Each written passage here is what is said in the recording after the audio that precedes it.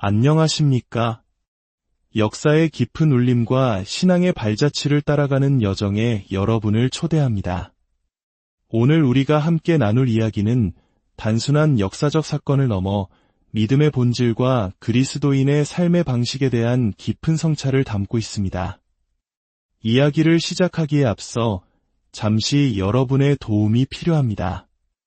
이 채널의 메시지가 하나님의 은혜를 나누는 통로가 될 수 있도록 구독과 좋아요를 통해 여러분의 마음을 표현해 주십시오. 여러분의 작은 참여가 이 귀한 이야기를 더 많은 이들에게 전하는 축복의 씨앗이 될 것입니다.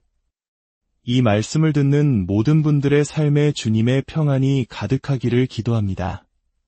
1956년 1월 8일 에콰도르의 깊은 정글 속에서 5명의 젊은 미국인 선교사가 창에 찔려 순교하는 비극적인 사건이 있었습니다.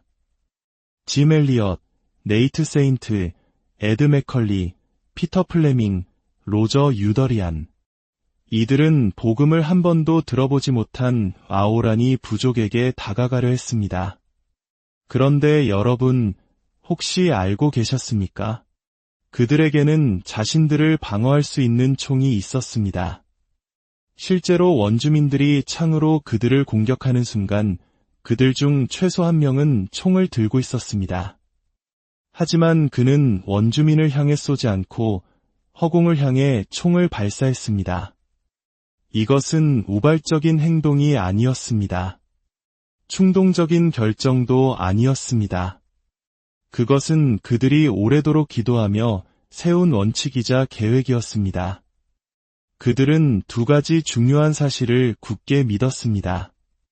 첫째, 그리스도께서는 고난을 통해 세상을 정복하셨다는 것입니다.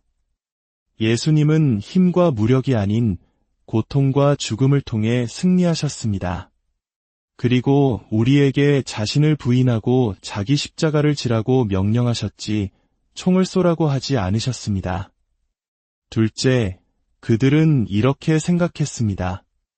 저 원주민들은 아직 천국 갈 준비가 되어 있지 않지만 우리는 준비가 되어 있다. 만약 그때 그들이 단 몇 명의 원주민을 쏘아 죽이고 자신들의 목숨을 구했다면 어땠을까요?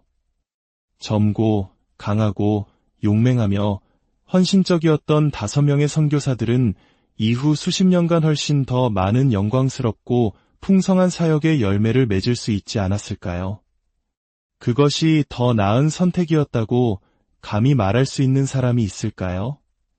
저는 감히 그렇게 말할 수 없습니다. 오늘 우리는 누가복음 22장 35절에서 53절 말씀을 통해 교회의 사명, 바로 우리 각자의 사명이 무엇인지 깊이 탐구하고자 합니다. 우리의 사명은 세상 모든 민족을 회개와 믿음으로 부르는 것이며 그 방법은 자기 방어가 아니라 기도로 무장한 고난을 통과하는 것임을 배우게 될 것입니다. 이것은 경찰력이나 군대의 성경적 정당성에 대한 설교가 아닙니다. 로마서 13장은 국가가 칼을 위임받았음을 분명히 말합니다. 하지만 오늘 우리가 다루는 것은 그리스도의 교회, 바로 이 땅에서 나그네와 순례자로 살아가는 우리 그리스도인들의 마음가짐에 대한 이야기입니다. 우리는 이 세상에 속하지 않은 하나님 나라를 대표하는 사람들입니다. 우리의 마음가짐은 사도 바울의 고백과 같아야 합니다. 우리가 모욕을 당하면 축복하고 박해를 받으면 참고 비방을 받으면 권면한다. 복음을 전하면서 나를 건드리지 마시오, 내게는 총이 있소 라고 말하는 것은 우리의 정신이 아닙니다. 오늘 본문에는 4가지 장면이 등장합니다. 우리는 이 장면들을 차례로 따라가며 예수님께서 무엇을 가르치려 하셨는지, 그리고 그 모든 것을 주관하시는 하나님의 놀라운 섭리를 발견하게 될 것입니다. 첫 번째 장면, 35절에서 38절입니다. 칼이 아닌 고난을 통해 나타나는 하나님의 주권적인 돌보심입니다. 예수님께서 제자들에게 물으십니다. 내가 너희를 전대와 배낭과 신발도 없이 보냈을 때에 부족한 것이 있었느냐? 제자들이 대답합니다. 아무것도 없었습니다. 그러자 예수님께서 말씀하십니다. 이제는 전대 있는 자는 가질 것이요 배낭도 그리하고 검 없는 자는 겉옷을 팔아 살지어다. 내가 너희에게 말하노니 기록된 바 그는 불법자의 동류로 여김을 받았다. 한 말이 내게 이루어져야 하리니 내게 관한 일이 이루어져 감이니라. 제자들이 말합니다. 주여, 보소서. 여기 검 둘이 있나이다. 예수님께서 대답하십니다. 족하다. 지금 무슨 일이 일어나고 있는 것일까요? 예수님께서는 사역의 근본적인 변화를 예고하고 계십니다. 지난 3년간 제자들은 익숙한 팔레스타인 지역의 유대인 마을들을 다니며 사역했습니다. 그곳에서는 평화의 사람들을 만나고 환대를 기대할 수 있었습니다. 큰 걱정이 없었습니다. 하지만 이제 모든 것이 변하고 있었습니다. 불과 몇 주 후면 그들은 수천 마일 떨어진 낯선 땅, 미지의 위험과 언어가 가득한 곳으로 흩어질 것이었습니다. 예수님께서는 누가복음 24장에서 그들의 새로운 사명을 선포하실 것입니다. 그리스도가 고난을 받고 제3일에 죽은 자 가운데서 살아날 것과 또 그의 이름으로 죄 사함을 받게 하는 회개가 예루살렘에서 시작하여 모든 족속에게 전파될 것이 기록되었으니 이것이 바로 그날 밤 그리고 그 다음날 아침에 일어날 일의 목적이었습니다. 예수님은 곧 닥칠 혹독한 현실을 암시하며 검을 사라고 말씀하십니다. 하지만 이 말씀이 지난 3년간은 내가 너희를 돌보았지만 이제는 너희 스스로를 지켜라 라는 뜻이었을까요? 결코 그럴 수 없습니다. 그것은 예수님의 모든 가르침과 성경 전체의 메시지에 반하는 것입니다. 예수님께서는 이 말씀의 진짜 의미를 설명하기 위해 이사야 신세장 12절을 인용하십니다. 그는 불법자의 동류로 여김을 받았다. 이 구절의 전체 내용은 이렇습니다. 그가 자기 영혼을 버려 사망에 이르게 하며 범죄자 중 하나로 헤아림을 받았음이라. 그러나 그가 많은 사람의 죄를 담당하며 범죄자를 위하여 기도하였느니라. 예수님께서는 지금 자신이 곧 범죄자처럼 취급받고 죽임을 당하며 자신을 죽이는 자들을 위해 중보 기도할 것임을 선포하고 계십니다. 유다는 이미 예수님을 팔아넘기기로 계약했고 베드로는 닭이 울기 전에 3번 부인할 것이 예고되었습니다. 긴장감은 최고조에 달하고 있었습니다. 이때 제자들이 주여, 검 2자루가 여기 있습니다. 라고 말합니다. 그들은 예수님을 지키기 위해 싸울 준비가 되어 있었습니다. 예수님의 대답은 족하다 였습니다. 이 말은 2자루면 충분하다는 뜻이 아닙니다. 그것은 이제 그 이야기는 그만하자는 의미에 가깝습니다. 그들은 예수님의 뜻을 완전히 오해하고 있었습니다. 그 오해는 잠시 후 끔찍한 결과로 드러납니다. 두 번째 장면 39절에서 46절입니다. 잠이 아닌 기도를 통해 나타나는 하나님의 주권적인 돌보심입니다. 겟세마네 동산에서 예수님은 제자들에게 시험에 들지 않게 기도하라고 말씀하십니다. 그리고는 홀로 떨어져 곤회에 찬 기도를 시작하십니다.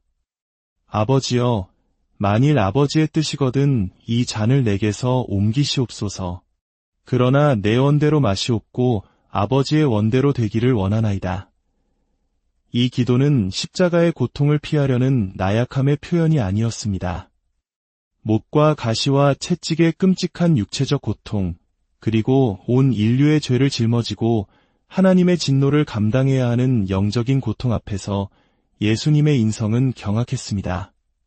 그것은 죄가 아니었습니다. 그 끔찍한 고통 앞에서 아버지께 자신의 심정을 토로하고 그럼에도 불구하고 아버지의 뜻에 온전히 순종하는 모습이야말로 가장 아름답고 거룩한 순간이었습니다. 그가 순종을 결단했을 때 천사가 나타나 그를 도왔습니다. 그리고 그는 더욱 간절히 기도했고 땀이 핏방울처럼 되었습니다. 히브리서 5장 7절은 이 순간을 이렇게 묘사합니다. 그는 육체에 계실 때에 자기를 죽음에서 능히 구원하실 이에게 심한 통곡과 눈물로 간구와 소원을 올렸고 그의 경건하심으로 말미암아 들으심을 얻었느니라. 예수님은 죽음을 피하게 해달라고 기도한 것이 아니라 죽음이 자신을 삼키지 못하도록 오히려 자신이 죽음을 정복할 수 있도록 힘을 달라고 기도하셨습니다. 그리고 하나님은 그 기도를 들으셨습니다. 하지만 그 시간 제자들은 기도하지 않고 잠들어 있었습니다. 그들은 곧 닥쳐올 시험을 이겨낼 힘을 구하지 않았고 결국 처참하게 실패했습니다. 예수님은 기도를 통해 승리하셨고 제자들은 잠으로 인해 실패했습니다. 이것은 우리에게 주는 강력한 교훈입니다. 우리가 앞으로 마주할 사명과 시험은 인간의 힘으로는 결코 감당할 수 없습니다. 오직 기도를 통해서만 하나님의 도우심을 얻을 수 있습니다. 세 번째 장면 47절에서 51절입니다. 거절당하는 하나님의 주권적인 돌보심입니다. 유다는 입맞춤이라는 가장 친밀한 사랑의 표현을 배신의 도구로 사용하며 하나님의 돌보심을 거절했습니다. 돈주머니를 사랑했던 그는 은 30에 하나님의 아들을 팔아넘겼습니다. 그리고 다른 제자들은 검을 사용하는 것으로 하나님의 돌보심을 거절했습니다. 그들은 주여, 우리가 칼로 치리이까? 묻고는 대답을 기다리지도 않고 대제사장의 종의 오른쪽 귀를 내리쳤습니다. 예수님께서는 즉시 이것까지 참으라 말씀하시고 그 종의 귀를 만져 낫게 해주셨습니다. 예수님은 자신의 사역이 폭력과 자기방어의 방식이 아님을 가장 극적인 순간에 가장 분명한 행동으로 보여주셨습니다. 그들이 휘두른 검은 하나님의 뜻이 아니었습니다. 네 번째 장면 52절에서 53절입니다. 악의 일시적인 승리를 통해 나타나는 하나님의 주권적인 돌보심입니다. 예수님께서는 자신을 잡으러 온 대제사장들과 장로들에게 말씀하십니다. 너희가 강도를 잡는 것 같이 검과 몽치를 가지고 나왔느냐? 내가 날마다 너희와 함께 성전에 있을 때에 내게 손을 대지 아니하였도다. 그러나 이제는 너희 때여 어둠의 권세로다. 이제는 너희의 때여 어둠의 권세다. 이 얼마나 주권적인 선포입니까? 예수님은 그들에게 한 시간을 허락하십니다. 사탄과 어둠의 세력이 가장 크게 승리하는 것처럼 보이는 바로 그 순간, 사실은 하나님께서 그들의 악을 사용하여 인류 구원이라는 가장 위대한 선을 이루고 계셨습니다. 골로새서 2장에서 바울이 말한 것처럼 하나님께서는 십자가로 통치자들과 권세들을 무력화하여 드러내시고 십자가로 그들을 이기셨습니다. 사탄은 자신이 예수님을 이겼다고 생각했지만 실제로는 스스로 파멸의 길을 걷고 있었습니다. 사랑하는 성도 여러분, 이것이 우리의 부르심입니다. 첫째, 칼이 아닌 고난을 통해 일하시는 하나님의 주권적인 돌보심 안에서 기쁨으로 안식하는 것입니다. 둘째, 잠이 아닌 기도를 통해 부어주시는 하나님의 주권적인 돌보심에 온전히 의지하는 것입니다. 셋째, 결코 우리의 일을 우리 손에 맡기지 않고 공의로 심판하시는 분께 온전히 내어드리는 것입니다. 그리고 마지막으로 우리 삶과 이 세상에서 마주하는 모든 일시적인 악의 승리 앞에서 궁극적인 승리를 이루신 주님을 믿고 담대해지는 것입니다. 예수님께서 범죄자들과 함께 헤아림을 받으시고 자신을 방어하는 대신 우리를 위해 죽으신 이유가 바로 여기에 있습니다. 1956년 에콰도르 정글의 5 선교사들은 바로 예수님의 길을 따랐습니다. 그들은 고난을 통해 승리하는 복음의 비밀을 알았고 그들의 순교는 결국 와오라니 부족 전체가 복음을 받아들이는 놀라운 기적의 씨앗이 되었습니다.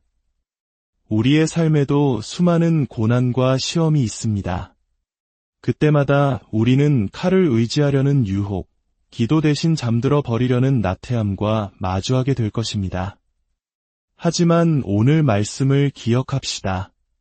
고난을 통해 승리하시고 기도를 통해 우리에게 힘을 주시며 모든 어둠의 권세를 이기신 주님께서 우리와 함께 하십니다. 아버지 하나님, 오늘 저희에게 주신 이 말씀을 통해 슬픔의 사람, 우리 구주 예수 그리스도를 바라보게 하시니 감사합니다. 저희가 기도에 힘쓰고 고난을 기쁘게 감당하며 모든 민족에게 복음을 전하는 주님의 사명을 담대히 감당하게 하옵소서. 어떤 대가를 치르더라도 주님의 길을 따르게 하시고 고난을 통해 승리하신 주님의 은혜가 이 말씀을 듣는 모든 이들의 삶에 충만하게 임하기를 우리 주 예수 그리스도의 이름으로 기도합니다.